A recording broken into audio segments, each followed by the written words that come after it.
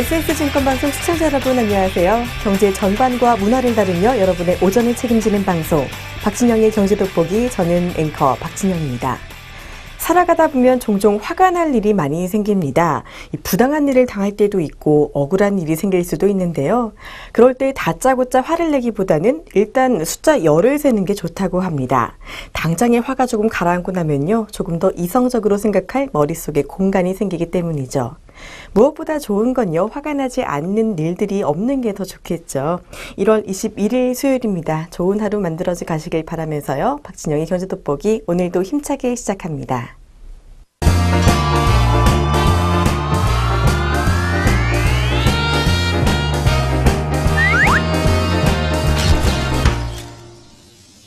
최신 경제 이슈를 빠르고 깊게 들여다보는 시간, 동향돋보기입니다. 오늘은 한국의 모바일 광고 시장에 대해 살펴보도록 하겠습니다. 이 스마트 기기의 등장은요, 우리 사회에 새로운 광고 유형을 탄생하게 했습니다. 이제는 스마트 기기를 통해 시간과 장소에 구애받지 않고 광고를 볼 수 있는 시대가 온 건데요. 이는 스마트폰이나 태블릿 PC 등에 적합한 모바일 광고의 등장을 촉진했고요. 인터넷과 모바일 광고 시장은 이 신문과 잡지 같은 전통적인 인쇄 광고 매체를 앞질러서 방송 광고에 이어 이제는 아주 주요한 광고 수단으로 자리 잡았다고 합니다. 최근 이 모바일 광고 시장이 커진 데에서는요, 이 모바일을 통한 인터넷 이용률에서 찾을 수가 있습니다. 2014년 인터넷 사용 실태 조사에 따르면요, 인터넷 이용률은 만 3세 이상 국민의 83.6%로 전년 대비 1.5% 증가했고, 이용자 수는 4,112만 명으로 전년 대비 104만 명이나 증가했다고 합니다. 주목할 것은요, 이 인터넷 쇼핑을 이용하는 기기의 추세인데요. 인터넷 쇼핑 시 주로 사용하는 기기는 데스크탑 컴퓨터가 81.4%로 여전히 높지만요, 전년 대비 4.8%포인트 하락한 반면에 이 스마트폰을 통한 인터넷 쇼핑 이용률은 전년 대비 15.4% 상승한 58.6%로 가파른 상승세를 보이고 있습니다. 또한 이 스마트폰을 통한 인터넷 쇼핑 이용률은요, 최근 3년간 2.5배나 증가한 것으로 나타났습니다. 이에 따라 모바일 광고의 산업 역시 폭발적으로 성장하고 있습니다. 2014년 모바일 광고는 4,160억 원으로 전년에 2,159억 원과 대비해서 93%라는 가파른 증가세를 나타냈습니다.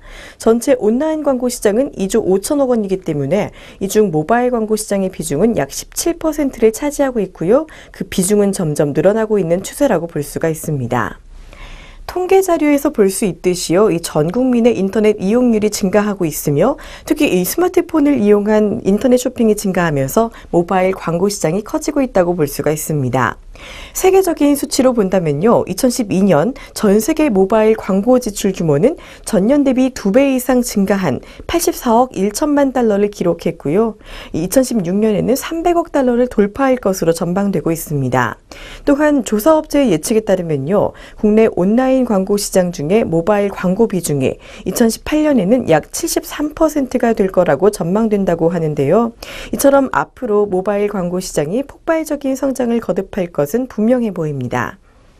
모바일 광고 사업의 이 폭발적인 성장 예측으로 인해서요, 과감하게 이 모바일 광고 시장에 뛰어드는 업체도 속속 등장하고 있습니다. 소비자의 시간이 점점 모바일로 이동하고 있기 때문에요, 이 모바일 광고 시장에 진출할 수밖에 없는 흐름이라고 볼 수가 있는 거죠. 마케팅은요, 이 제품과 서비스의 가치를 사용자에게 전달하는 과정이라고 정의할 수가 있습니다. 그러니까 사용자의 일상이 모바일로 이동하는 걸 보고 모바일 광고 시장이 커질 거라고 예상할 수밖에 없는 거죠. 올해 모바일 광고는요, 이 스마트폰의 특성에 기반한 보다 다양한 형태의 광고 방식이 등장할 것으로 기대되고 있습니다. 먼저 모바일 광고의 상호작용성을 이용해서요, 소비자들이 스마트폰으로 광고를 본 후 특별한 행동을 취하면 스마트폰으로 활용 가능한 보상을 받는 광고가 눈에 띄는데요. 또한 시간과 공간의 제약이 없고 맞춤형 광고가 가능한 특성을 이용해서요, 소비자가 반복적으로 본 광고에 대해서는 계속적인 반복 메시지를 노출시켜 소비자의 구매를 촉진하는 광고 형태도 주목받고 있습니다. 이런 흐름에 따라 발전하고 있는 광고 형태로는요, 먼저 리워드 광고가 있습니다. 리워드 광고는 스마트폰을 통해 광고를 띄워보내고 이를 시청한 이용자가 SNS로 공유하거나 회원 가입을 하거나 앱을 다운로드하면요, 그 대가로 현금화나 포인트 등 적당한 보상을 받는 광고 방식을 말합니다. 또한 리타게팅 광고도 도입되고 있는데요. 리타게팅 광고는 이용자가 어떤 사이트나 카테고리에 방문해서 상품을 본 적이 있다면 사이트 방문 기록이 쿠키에 저장되고요. 그 사용자가 다른 사이트를 방문하게 될 때 그 광고가 다시 디스플레이 화면에 띄워지면서 재방문으로 구매가 이루어지게 하는 방식입니다.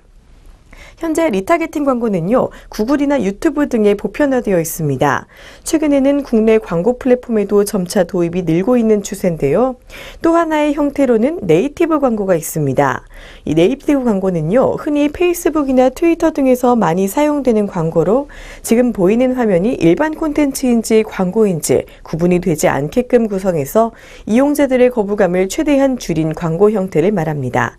조만간 이 네이티브 광고 국내 도입이 활성화될 계획이라고 합니다. 페이스북이 현재의 사용자층과 매출을 끌어낼 수 있었던 원동력은요, 바로 이 네이티브 광고와 리타게팅에서 비롯되었다고 합니다. 이에 국내 모바일 플랫폼 업체인 카카오스토리나 밴드에서도요, 이런 광고 유형이 확대될 것으로 보이는데요.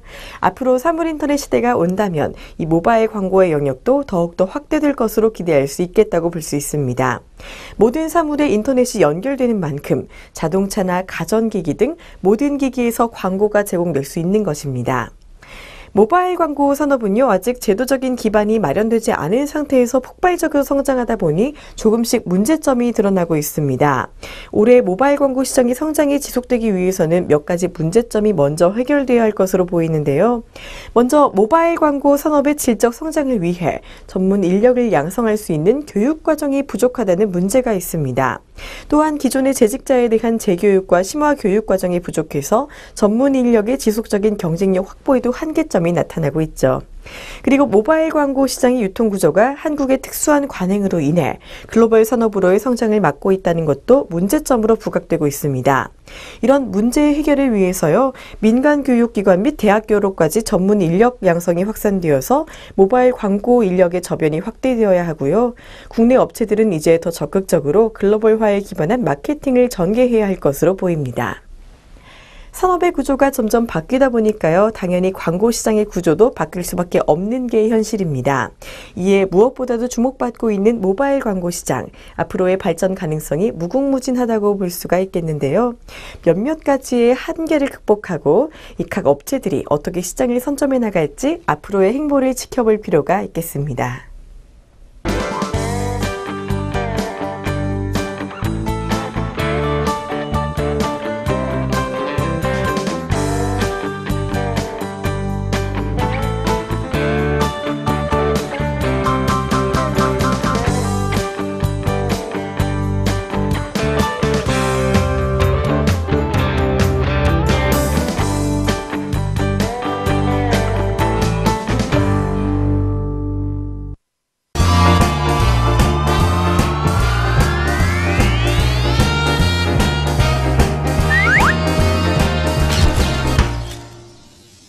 아리송한 단어 확실하게 잡아가는 시간, 용어 돋보기입니다. 오늘은 프랑코 갯돈에 대해 살펴보도록 하겠습니다.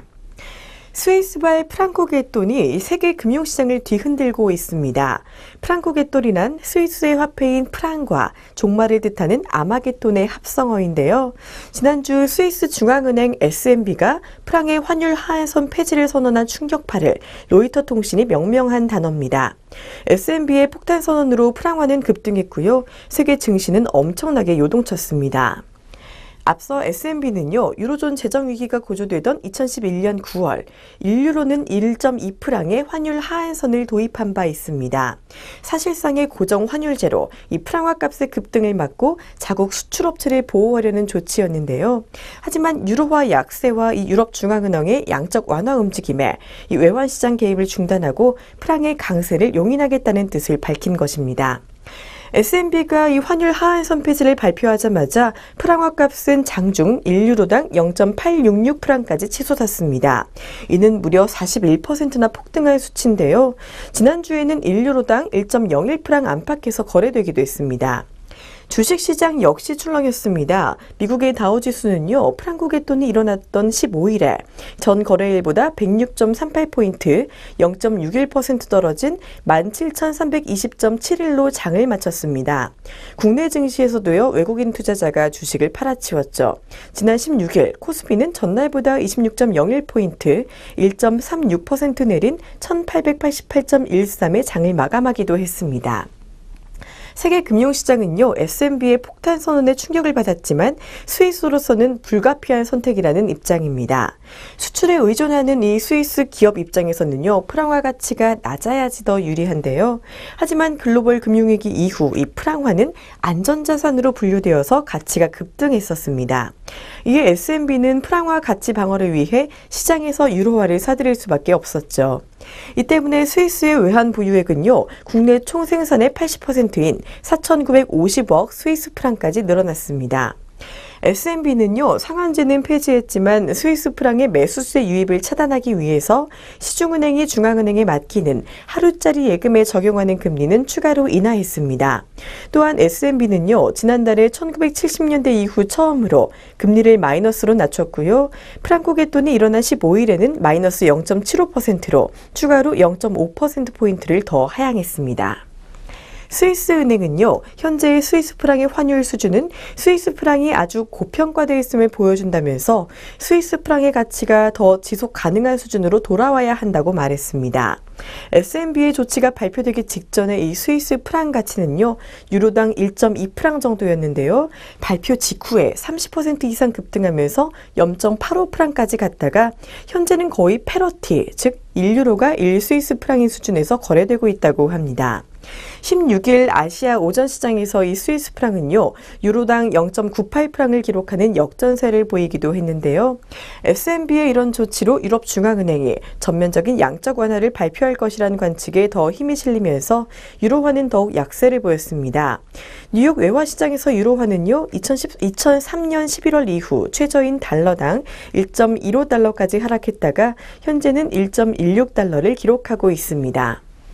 유럽 중앙은행은요, 내일 열릴 통화회의에서 성장을 촉진시키고 유로존이 디플레이션에 빠지는 것을 막기 위해 전면적인 양적 완화를 발표할 것으로 보입니다. 이 경우에 대표적인 안전자산으로 여겨지는 스위스 프랑에 대한 매수세는 더 크게 증가할 것으로 관측된다고 하는데요. 그렇게 된다면 이 S&P로서는 환율 상한제 방어가 더 힘들어질 수밖에 없게 되는 겁니다. S&P의 전격 조치로 상한제가 유지될 것으로 봤던 외환 트레이더와 투자자들은요, 포지션을 청산하기 위해 분주하게 움직였다고 합니다. 현지 시간 오전에 이 프랑국의 돈의 소식이 전해진 직후에 런던의 한 외환 트레이더는요, 큰 충격이 있었고 그만큼의 공포가 나타났다고 전하기도 했습니다.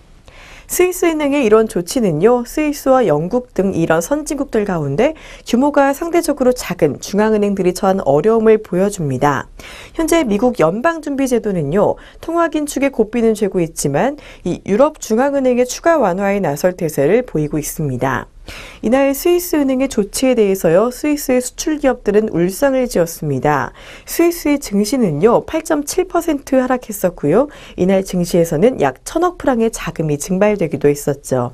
스위스의 시계업체 스와치 그룹의 CEO는요, 스위스 은행의 이 같은 결정은 수출기업과 관광업체들에게 그리고 궁극적으로는 국가 전체의 쓰나미와 같다고 불만을 토로하기도 했습니다.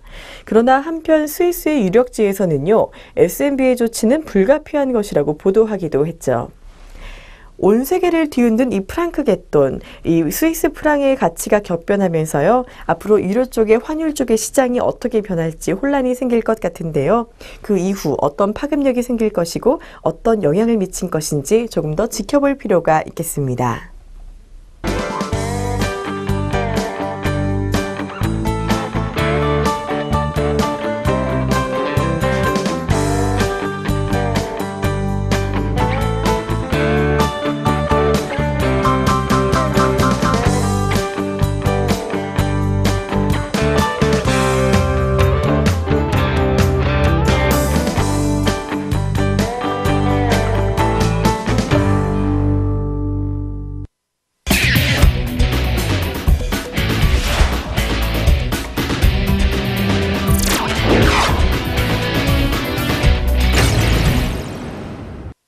경제의 문화적 재미를 더하다 컬처 앤 이코노미입니다. 오늘은 주목할 만한 애플리케이션에 대해 소개해드리는 시간 마련했습니다. 스마트폰이 생기고 난 후에요, 이 편리성이 높아지면서 삶의 질도 부쩍 높아지고 있습니다. 여기에 앱을 조금만 더 잘 활용한다면요, 여러모로 자기 개발도 할 수 있고 여가 시간도 즐기며 삶의 질을 더욱더 높일 수가 있을 텐데요. 오늘은 이렇게 다방면에 걸쳐 삶의 질을 높여주는 앱 몇 가지를 소개해드리도록 하겠습니다. 요즘은요, 글로벌 시대라면서 누구나 영어를 필수적으로 공부하고 있습니다. 하지만 한국 사회를 살아가는 우리에게 필요한 건 영어뿐만이 아닌데요. 사실 이 한국어를 제대로 구사할 수 있어야지 일을 할 때에도 신뢰도를 높일 수 있고 스마트한 이미지를 가질 수가 있습니다. 한국인이 한국어를 사용하는 게 뭐가 그렇게 어렵겠느냐 싶겠지만요. 이 보고서나 이메일을 쓸 때 아무리 사소한 맞춤법이라도 틀리게 된다면요, 문서의 신뢰가 많이 떨어지게 됩니다. 이런 한국어 맞춤법, 생각보다 참 많이 까다롭긴 하지만요, 또 외국어처럼 작정하고 공부하기도 참 애매합니다. 이렇게 맞춤법 긴가민가 할 때 도움이 되는 앱이 있습니다. 바로 최고의 맞춤법 검사기, 한국어 맞춤법 문법 검사기입니다. 먼저 이 앱은요, 필요 없는 기능으로 군더더기가 잔뜩 끼었던 다른 맞춤법 앱과 달리 구성이 깔끔합니다. 여기에 더해 문장을 치면요, 맞춤법은 맞춤법대로, 문법은 문법대로 검사해서 정확하게 알려주니까 성능 또한 훌륭하고요. 사투리와 고역까지 알려주니 앱과 함께 공부하는 것도 가능하다고 합니다. 좋은 성능의 깔끔한 구성, 이 정도면은 맞춤법 교정 앱으로는 10점 만점에 10점이 아깝지 않은데요. 일처리 외에도요, 이 썸남 썸녀와 카톡하기 전에 이 앱을 먼저 해본다면은 그 어떤 연애 앱보다도 더 좋은 결과 기대해 볼 수 있지 않을까 합니다. 요즘에는요, 또 이 스낵 컬처가 인기를 끌면서 여러 가지 웹툰 애플리케이션이 많이 쏟아져 나오고 있습니다. 스크롤을 내리면서 아래로 보는 웹툰, 이 모바일 특징에 딱 맞는 좋은 콘텐츠이긴 한데요. 웹툰의 홍수 속에서 가끔씩은요, 한 달에 한 번씩 연재되던 이 만화 잡지를 기다리던 어린 시절의 추억이 그리워질 때가 있습니다. 그런 분들을 위한 앱이 하나 있습니다. 우리의 추억 속에 살아있는 만화 잡지를 담은 앱, 챔프디입니다. 이 만화 챔프디는요, 대한민국 대표 만화 잡지인 코믹 챔프와 영 챔프, 이 두 가지가 하나로 합쳐져서 만들어진 애플리케이션입니다. 챔프디의 뉴스 가판대 버전인 만화 챔프디는요, 한 달에 2번, 매월 1일과 15일에 최신 만화를 전달하는데요. 무료로 감상할 수 있는 다양한 만화도 존재하지만 챔프디의 정기 구독을 하기 위해서는 일정 금액을 지불해야 하기는 합니다. 1년의 정기 구독 비용은요, 19.99달러라고 합니다. 단행본 만화들을 구매해서 감상할 경우에는 코믹이라는 포인트를 충전해서 구매해야 감상이 가능하다고 합니다. 무엇보다 최고의 만화 잡지 챔프를 스마트폰에서 즐길 수 있다는 게 아주 큰 장점이고요. 추억 가득한 다양한 만화들을 즐길 수 있어서 많은 인기를 끌고 있다고 합니다. 요즘같이 추운 겨울이면요, 외로움을 잘 안 타는 사람이라고 해도 부쩍 옆구리가 시릴 때가 있습니다. 밋밋한 일상 속에 이 가장 극적으로 행복해질 수 있는 방법은 바로 연애를 하는 게 아닌가 하는데요. 사람은 혼자 있을 때보다 사랑하는 연인과 있을 때 훨씬 더 행복감이 높아진다고 합니다. 이렇게 삶의 질을 높여주는 앱 하나를 추천해 드릴까 합니다. 바로 연애 흥신소입니다.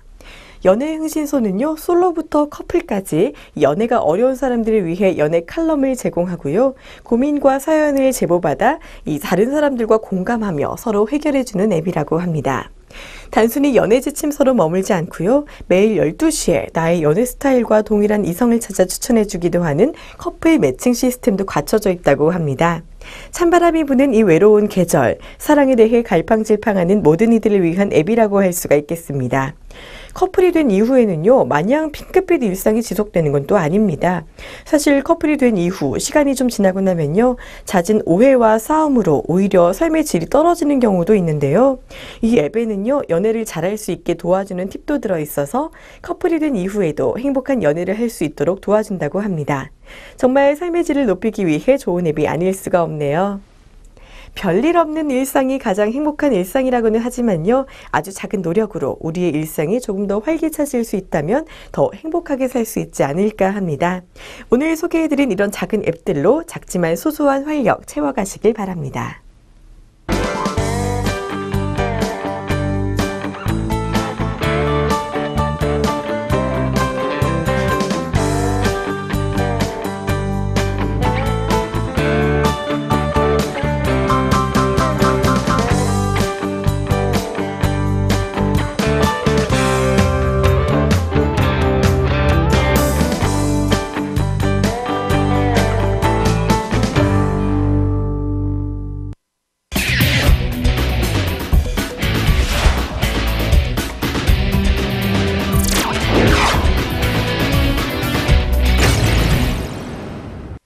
주목할 만한 주식 소개해드리는 주식 한마디 시간입니다. 오늘은 다음 카카오에 대해 살펴보도록 하겠습니다. 이 다음 카카오페이의 이슈가 있죠. 코드 번호는 035720입니다. 일단 이 카카오페이 가입자와 가맹점 확보 추이는 순항 중이라고 볼 수가 있습니다. 카카오페이는 작년 9월에 안드로이드 버전을 론칭했고요. 지난 12월에 iOS 버전을 론칭하기도 했습니다. 카카오의 간편 결제는요, 순수 모바일, PC 온라인, 모바일 오프라인 등 세 가지 방식을 모두 포괄 하지만요. 다만 카카오페이는 안드로이드 버전과 iOS 버전 모두 순수 모바일몰에서 스마트폰으로 결제하는 것만 지원하는 방식으로 출시가 됐습니다. PC 온라인 방식은요, 머지않아 지원 예정이라고 하고요. 모바일 오프라인 결제는 장기적인 관점으로 봐야 한다고 볼 수가 있겠습니다.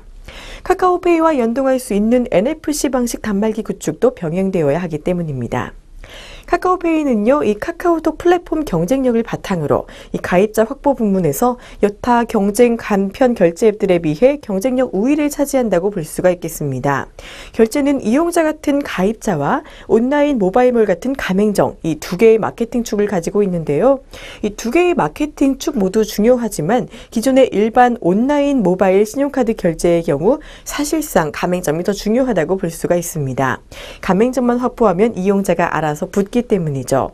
하지만 이 간편 결제의 경우에는요, 가입자가 보다 중요하다고 볼 수가 있습니다. 가입자가 본인 의사에 따라 특정 결제 앱을 다운로드하고 가입, 인증, 구동하게 되기 때문입니다. 14년도 4분기 실적 발표 시 카카오페이 누적 가입자가 발표될 예정인데요. 이 실적 발표 기대해 보시는 것도 좋겠습니다. 카카오페이가 이 가맹점 확보 부분에서는 여타 경쟁 간편 결제 앱들에 비해 경쟁력 열의 요소가 존재한다고 봤지만요. 10월에 GS 홈쇼핑, 12월에 중순에 홈앤쇼핑, 롯데홈쇼핑, 고병운거와 알라딘, 배달의 민족과 배달통 및 기타 몰들과 가맹 계약을 맺으면서요. 1월 20여 개의 모바일 몰들과 가맹 계약이 체결이 되기도 했습니다. 그렇기 때문에 현재까지 가맹점 확보 추이는 예상보다 훨씬 양호한 것으로 추산됩니다. 뱅크월렛 카카오 가입자 역시요, 이 순항 중인 것으로 보입니다. 1월부터는 가맹점 확보 프로모션도 진행될 예정이고요. 아울러 뱅크월렛 카카오 가입자 및 가맹점 확보 마케팅도 동시에 진행될 예정이라고 합니다. 이상 지금까지 다음 카카오에 대해 살펴봤습니다.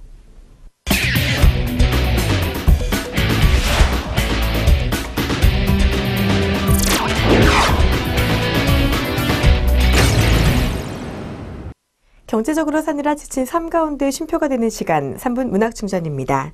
오늘은 따뜻한 시 한 편을 준비했습니다. 사람은 누구나 혼자 살아갈 수 없습니다. 그래서 자꾸 누군가를 만나고 인연을 맺으면서 그들과 함께 살아가는 걸 텐데요. 사람으로 인해 생기는 문제나 불화도 많지만요. 그래도 내 옆에 있는 누군가 때문에 삶이 더 따뜻한 게 아닌가 합니다. 오늘 소개해드릴 시는요, 내 옆에 있는 사람의 소중함을 노래하고 있는 시입니다. 바로 김남조 시인의 그대 있음에입니다. 어떤 시인지 먼저 시 전문을 낭독해드리도록 하겠습니다.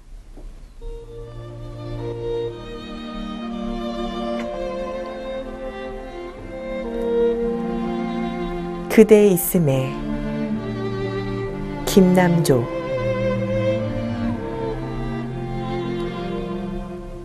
그대의 근심 있는 곳에 나를 불러 손잡게 하라.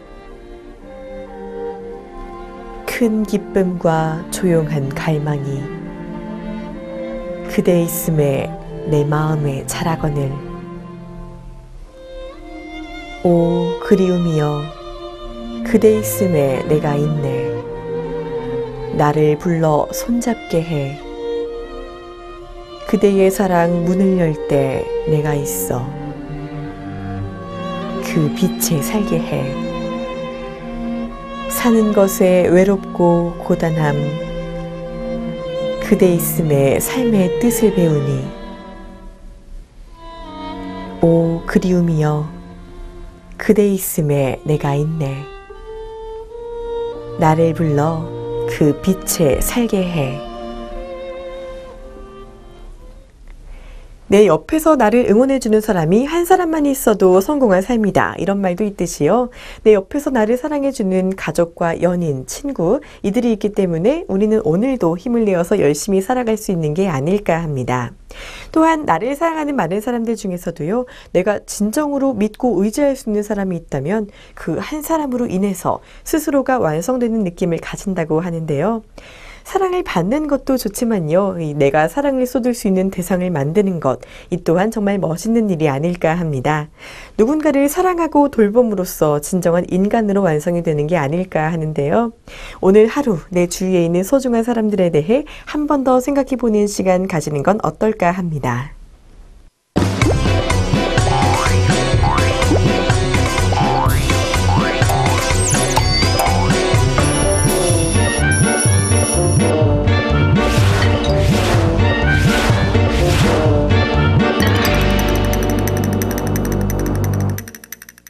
잔잔한 하루 속에 쉼표처럼 기분 좋은 일을 하나씩 두는 것, 오늘을 잘 살아가는 좋은 방법이 아닐까 하는데요. 여러분의 오늘 어떤 쉼표가 있을지 생각해 보시는 것도 좋겠습니다. 오늘도 좋은 하루 보내시고요. 저는 내일 다시 찾아뵙겠습니다. 시청해 주신 여러분 고맙습니다.